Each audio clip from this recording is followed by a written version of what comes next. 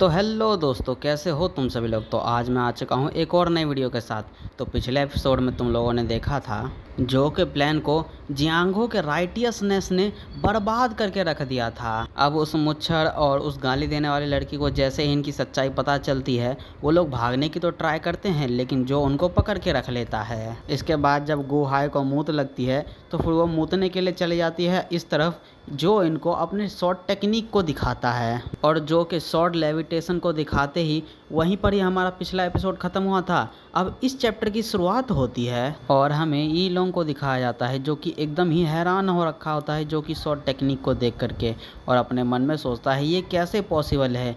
ये बंदा बिल्कुल मेरे ही एज का है, लेकिन हम दोनों के पावर के बीच में इतना बड़ा गैप कब से आ गया। इसके बाद जियांगो बोलता है मुझे लगता है ये 1 किलोमीटर तक गया होगा। ये कितना ज़्यादा अमेजिंग एक शॉर्ट लेविटेशन आर्ट था। अब जियांगो के ये बोलने के बाद गुहाई भी पीछे से हल्का होकर के आ रही होती है और ये सांगरोक को कांपता हुआ देख करके हैरान हो जाती है, और फिर उसके पास जा करके एकदम ही प्यार से पूछती है क्या यहाँ पे कुछ हुआ था। सांगरोक घबराते हुए बोलता है अनडिफीटेबल। सांगरोक ये बोलने के बाद हमें बताता है यहाँ पे ईविल फैक्शन में टोटल ऐसे 4 ही मास्टर है जो कि अनडिफीटेबल लेवल पे पहुँचे हैं, जो कि ईविल फैक्शन के 4 ईविल किंग्स हैं, और ये लोग राइटियस सेक्ट के 7 ग्रेट मार्शल आर्टिस्ट के ही बराबर में स्ट्रॉन्ग हैं, जिसमें से पहला है हेवनली डीमन कासल का ओनर डार्क स्काई डीमन, जिसका कि नाम है ह्यूक रियोंग गैंग, और दूसरा है लीडर ऑफ ह्यूक रियोन चियोन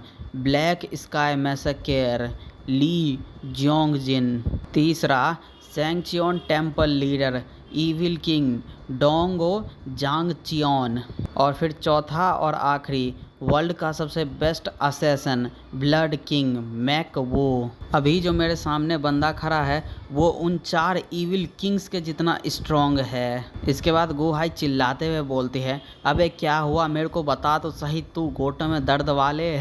गुहाई भाई ऐसा इसीलिए बोल रही थी क्योंकि सांगरो कभी जितनी भी बातें बताया वो अपने मन में ही सोच गया, वो अपने मुंह से कुछ बोल ही नहीं पाया। इसकी इतनी ज़्यादा फट रखी थी जो को देख करके। लेकिन अब गुहाई के चिल्लाने के बाद सांगरो भी चिल्लाते हुए बोलती है अबे कुतिया कहीं की, मैंने कहा वो अनडिफीटेबल है। गुहाई बोलती है अनडिफीटेबल, अरे तुम्हारे जोक बिल्कुल भी फनी नहीं है, कुछ बढ़िया बोल। सांगरोक इस पे गुहाई को एकदम गंदी सी माँ की गाली देता है और बोलता है अबे कुतिया कहीं की, मैंने खुद से अपनी आंखों से इसको शॉर्ट लेविटेशन करते हुए देखा है जो कि 1 किलोमीटर तक गई थी। गुहाई ये सुन के बोलती है इसका मतलब ये हमारे तो लग गए। इसके बाद हमें जो को दिखाया जाता है जो कि जीगल के पास जाता है और उसको बोलता है चलो कैलकुलेशन करते हैं, अगर हम अभी जाकर के अलायंस को इस इन्फॉर्मेशन के बारे में बताएं और वो अपनी आर्मी लेकर के एपीवी में आ जाए तो उनको कितना ज़्यादा टाइम लगेगा ये करने में। जीगल इस पे बोलता है हो सकता है या तो उन्हें आधा महीना लगे या फिर 1 महीना या फिर हो सकता है 2 महीना भी लग जाए, लेकिन रेनी सीज़न अब से 2 वीक बाद ही आने वाली है, और अगर बारिश होनी शुरू हो गई तो फिर कम से कम 1 वीक तो लगेगा ही रिवर से पानी को बढ़ने के लिए। और अलायंस इस समय पे अभी तैयार नहीं है अटैक के लिए, लेकिन वो सारे के सारे एकदम ही रेडी है। जैसा ही पानी बढ़ेगा वैसे ही वो लोग आंधी पे अटैक कर देंगे। अगर हम रेनी सीज़न के स्टार्ट होने के समय को देखें और पानी भरने के समय को देखें और उनके शिप के स्पीड को भी देखें तो फिर हम ऐसा कह सकते हैं वो लोग भी एकदम ही सेम टाइम पे यहाँ पर आएंगे जब अलायंस अपनी आर्मी लेकर के एपीवी में आ जाएगी। जो बोलता है लेकिन तुमने अभी जितनी भी बातें बताई वो बस और बस थ्योरी ही है।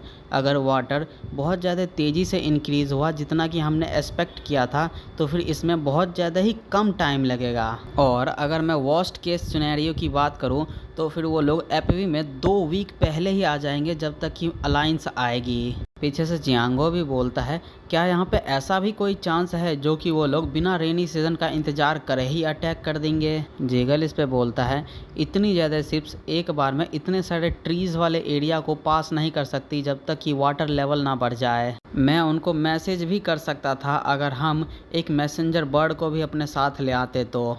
जो बोलता है मुझे अभी जो कहना है, क्या वो लोग एपबी की तरफ अभी के टाइम पे जाना बंद कर देंगे अगर मैं उनको पीछे से डिस्ट्रैक्ट करूँगा तो। ईलोंग बोलता है उनकी लालच उनकी सभी चीज़ों से ज़्यादा बड़ी है। अगर हम उनके स्टोरेज को लूटते रहेंगे और उनकी प्रॉपर्टी को डिस्ट्रॉय करते रहेंगे तो फिर उनके पास और कोई चॉइस ही नहीं बचेगी वापस आने के अलावा। इसके बाद ये पागल औरत हो हाय बोलती है ऑफ कोर्स एपबी जो कि है जल्दी ही मछलियाँ पकड़ने वाली है। इनकी जो वेल्थ है बिल्कुल ही एक मछलियों के बराबर है जो कि अभी पकड़े जाने वाली है। आखिर कौन सा ही ऐसा पागल आदमी होगा जो कि ऐसा एक अनसर्टेन एडवांटेज को जाना चाहेगा। सांगरोक ये सुन के चिल्लाते हुए बोलता है अबे पागल कहीं की, तू इनको वो सारी बातें क्यों बता रही है। हो हाय बोलती है तुमने पहले कहा था इसने शॉर्ट लेविटेशन का यूज़ किया, इसका मतलब ये है ये मेरे मास्टर से भी ज़्यादा स्ट्रॉन्गर है। तुम्हें पता भी है उस बूढ़े आदमी की आंखें कितनी ज़्यादा परवर्टेड हैं, मुझे बस उसके चेहरे को कुचलता हुआ देखना है। अब ये सुन के जीगल बोलता है तो फिर क्या तुम उन सभी जगहों को पॉइंट आउट कर सकती हो जो कि ह्यूक्रियन चियोन को सबसे ज़्यादा अफेक्ट करती है। हाय ये सुन के अपनी लॉयल्टी भूल के एकदम बेशर्मों की तरह बोलती है ऑफ़र बताओ भाई ऑफ़र। अब जो ये देख करके अपने मन में सोचता है ज़रा देखो तो सही इस प्यारी सी कुतिया को, इसको पता है कि आखिर किस तरीके से एक बिज़नेस किया जाता है। अब जो ये सोचने के बाद बोलता है 100 कॉइन्स। ये सुन के हुआ का चेहरा एकदम ही फीका फीका सा पड़ा रहता है, लेकिन जो जब अगले ही पल बोलता है वो भी गोल्ड के, तो फिर तो ये एकदम खुशी में और एक्साइटेड होकर के सारी जगहों के बारे में बताने लगती है, जिनमें से हमें कुछ जगहों के नाम बताए जाते हैं जो कि होता है एक सेक्रेट सेफ जो कि king of the great power और ब्लेड का होता है। इसके बाद एक और जगह है जहाँ पर कि फिश मार्केट से जितना भी पैसा आता है वो सारा स्टोर किया जाता है। जीगल पूछता है क्या यहाँ पे और भी कुछ है। हुआए बताती है यहाँ पे एक माउंटेन है जिसको कि कहा जाता है 5 लैंड, और वो आनहुई के ईस्ट में तुम्हें मिल जाएगा, और उसी वैली के एंट्रेंस पे तुम्हें आयरन फिस्ट किंग के ओल्ड मैनर दिखेंगे।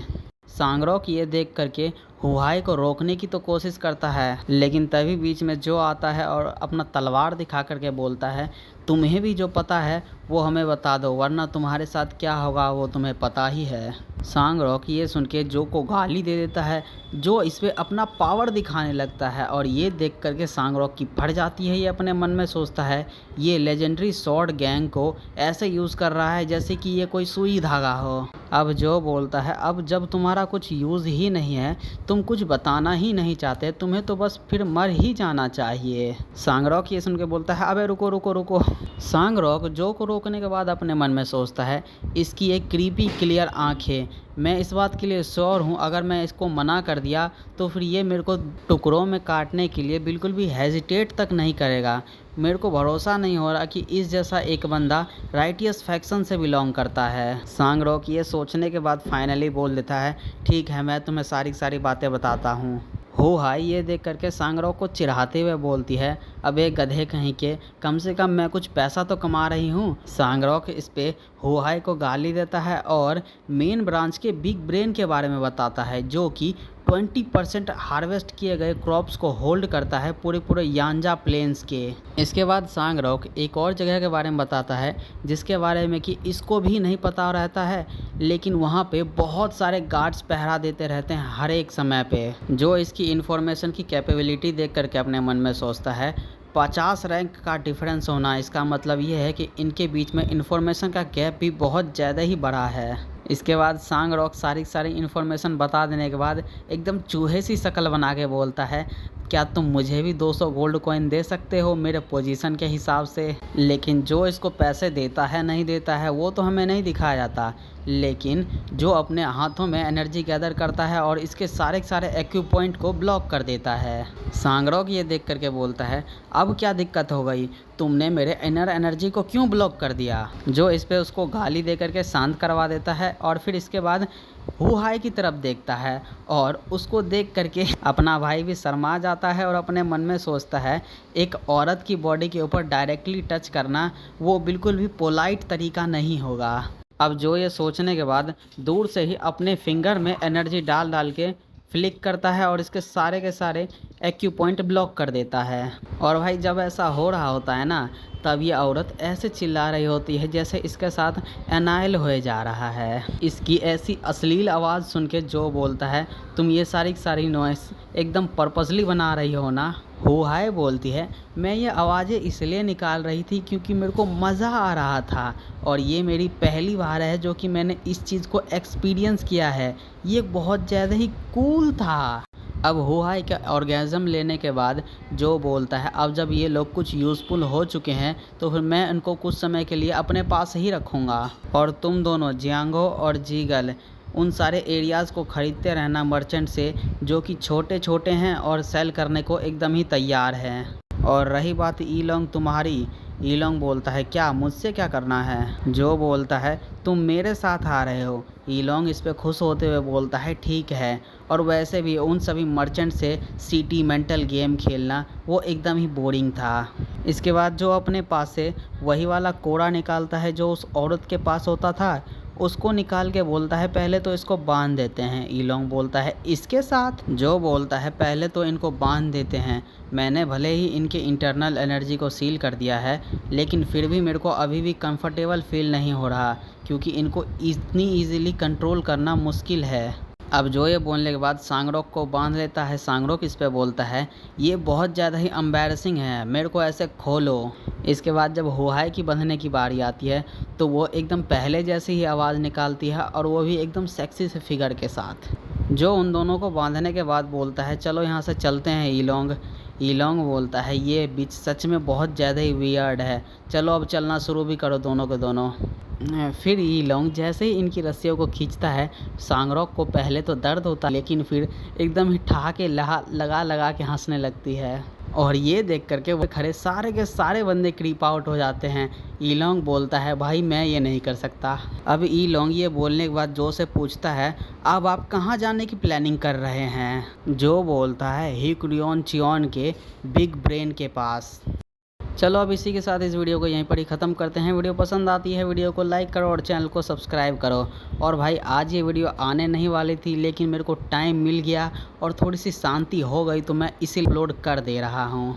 बाय द वे देरी से अपलोड करने के लिए माफ़ कर देना क्योंकि भाई बैकग्राउंड साउंड की दिक्कत आ रही थी तो थोड़ा समझा करो।